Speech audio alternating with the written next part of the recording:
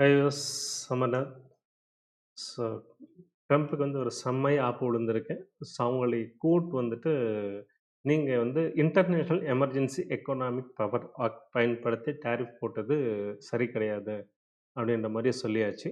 So இந்த act எதுக்கு எப்போ பயன்படுத்தணும்னாக்கா, ஒரு எக்கானமி எமர்ஜென்சிக்கு மட்டும் தான் பயன்படுத்தணும். டேரிஃப் குடுத்த சப்பக்கட்டு என்னன்னாக்கா, இங்க வந்து நெறைய போதைப் பொருள்கள்லாம் நடமாடுது. இன்னொன்னு வந்துட்டு அது பெரிய இம்பாக்ட் ஆவுது. செகண்ட் வந்துட்டு ட்ரேட் டெஃபிசிட் இருக்கு அப்படின்றது சொன்னாப்படி. பட் அது வந்து எமர்ஜென்சியா எடுத்துக்க முடியாதுன்றத வந்து தெளிவா சொல்ட்டாங்க. இது வந்து காங்கிரஸ் அவங்க அப்ரூவல் இல்லாம நீங்க பண்ணக்கூடாது அப்படின்ற மாரி வந்து தீர்ப்பு வந்துருச்சு.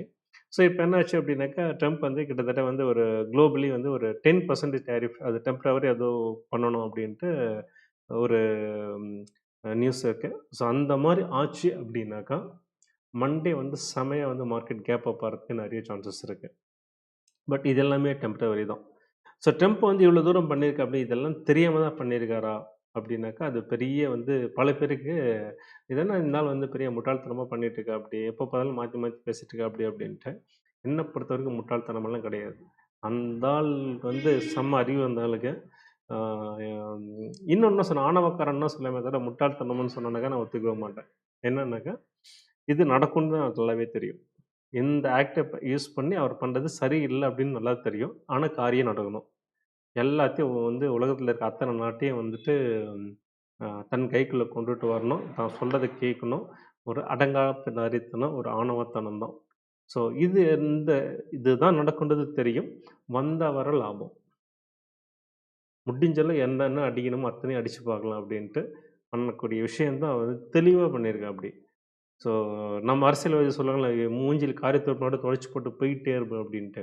அந்த மாரி தான் டாரிஃப் போட்டு எவன் என்ன சொன்னா அப்படின்னா என்ன?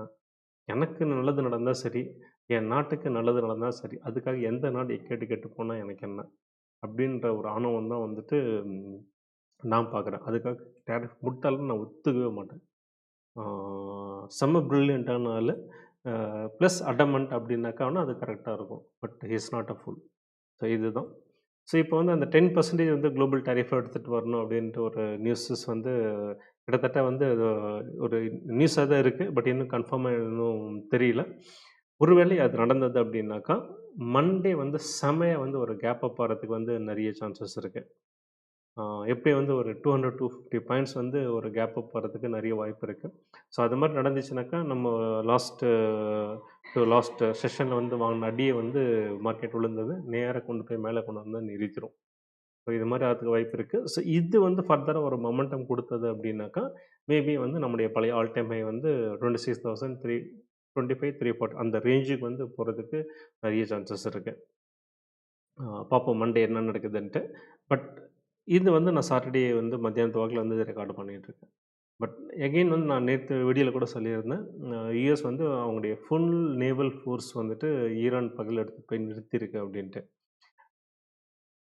ஒருவேளை ஈரான் மேல அட்டாக் ஸ்டார்ட் ஆச்சு அப்படின்னாக்கா, இப்ப இது எவ்வளோ ஒரு பாசிட்டிவான நியூஸா வந்துட்டு நம்ம டாரிஃப் வந்த ஒரு ரிசல்ட் பார்க்குறோமோ, அத கம்ப்ளீட்டா வந்து நெகட்டிவா வந்து அந்த ஈரான் வார் நடந்ததுன்னு அந்த நியூஸ் ஆயிடும்.